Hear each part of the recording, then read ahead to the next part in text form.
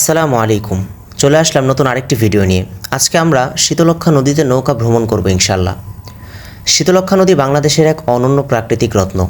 ঢাকার অদূরে নারায়ণগঞ্জ জেলা দিয়ে বয়ে যাওয়া এই নদীটি বহুদিন ধরে ইতিহাস ও ঐতিহ্যের সাক্ষী হয়ে আছে। এটি বুড়িগঙ্গা নদীর শাখা নদী এবং ধলেশ্বরী নদীর সঙ্গে মিলে এক অসাধারণ জলপথ তৈরি করেছে। নদীটির নাম শুনলেই মনে হয় এর জলে যেন এক শীতল পরশ আছে। শীতলক্ষ্যার জল শান্ত, গভীর, আর এর ধীরে বয়ে চলা ধারা যেন প্রকৃতির এক মধুর সুর। নদীর দুই তীরে সবুজ প্রকৃতির ছোঁয়া, ছোট ছোট গ্রাম আর ফসলের ক্ষেত এই নদীর সৌন্দর্যকে আরও মোহনীয় করে তুলেছে।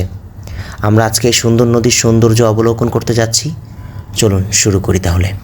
প্রথমে আমরা শীতলক্ষ্যা নদীতে যাওয়ার উদ্দেশ্যে কোনাপাড়া থেকে ডেমরা স্টাফ কোয়ার্টার পর্যন্ত একটি অটো ভাড়া করে নেই, যার ভাড়া পড়েছে 40 টাকা করে। স্টাফ কোয়ার্টার নেমে প্রথমে আমরা খিচুড়ির একটি দোকানে যাই। সেখান থেকে আমরা 2 প্যাকেট খিচুড়ি কিনে নিই, কারণ আমরা আজকে নৌকাতেই আমাদের দুপুরের খাবার খাওয়ার ইচ্ছা করেছিলাম। অতঃপর স্টাফ কোয়ার্টার থেকে ডেমরাঘাট পর্যন্ত একটি রিক্সা ভাড়া করি আমরা। রিক্সা ভাড়া পড়েছে 30 টাকা। স্টাফ কোয়ার্টার থেকে ডেমরাঘাট পর্যন্ত পায়ে হেঁটেও যদিও যাওয়া যায়, তবে রিক্সায় বেশ ভালোই লাগছিল আমাদের।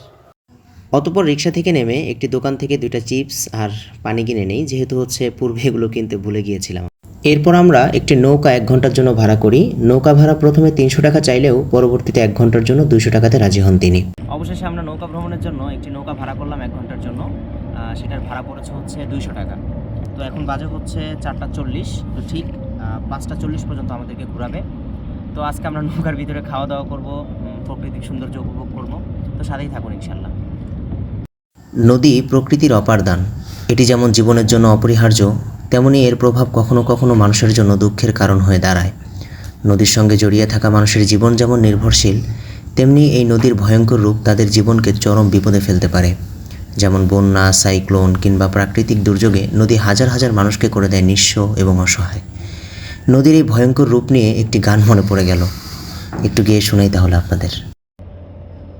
ও নদী রে, তুই ভাঙলি আমার ঘর, তোর কিনারে থাকতাম, তুই করলি আমার পর।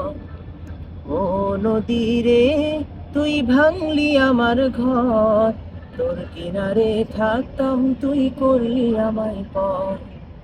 সকাল দুপুর সাঁঝে তোর কিনারে বসে, সকাল দুপুর সাঁঝে তোর কিনারে বসে, করতাম কত গুণগান তোর। ভাঙলি আমার ঘর, তুই করলি আমায় পর। ভাঙলি আমার ঘর, তুই করলি আমায় পর।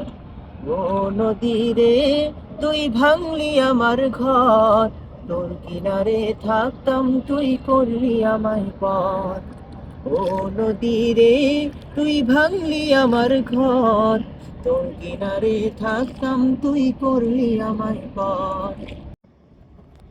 তোর কিনারের মাটি দিয়ে বাঁধা ছিল ঘর, ভাবিনি কখনো তুই হয়ে যাবি পর।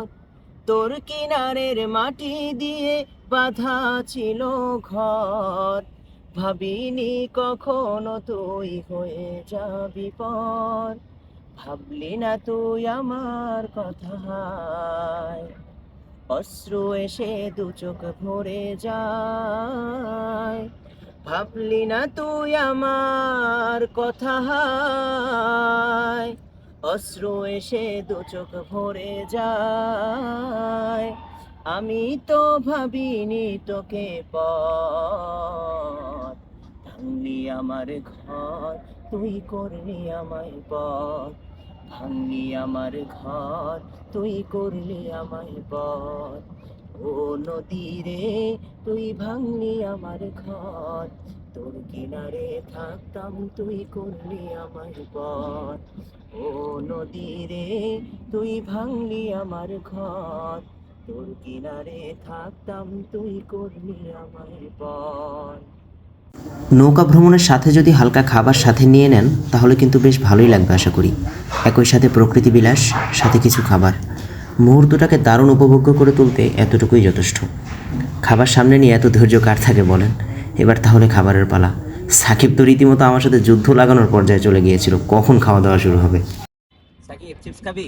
তুই ছোটকাল থেকে চিপস খাস না মনে হয়। আজকে থেকে খামু, আজকে থেকে খাবি? আজকে থেকে সব খামু। চিপস দিকে লোভ লাগতো। দেও নে একটা দিলাম, খা। হে, আরো দাও নে।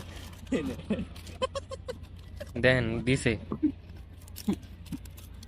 এরই মধ্য দিয়ে আমাদের আজকের প্রকৃতি বিলাস নৌকা ভ্রমণ সব শেষ হলো। অবসর কিংবা ছুটির দিনে পারিবারিকভাবে বা বন্ধুরা মিলে এমন নৌকা ভ্রমণে বের হতে পারেন। আশা করি খারাপ লাগবে না আপনাদের। সবাই ভালো থাকবেন, সুস্থ থাকবেন। দেখা হচ্ছে পরবর্তীতে অন্য কোনো ভিডিওতে। আল্লাহ হাফেজ।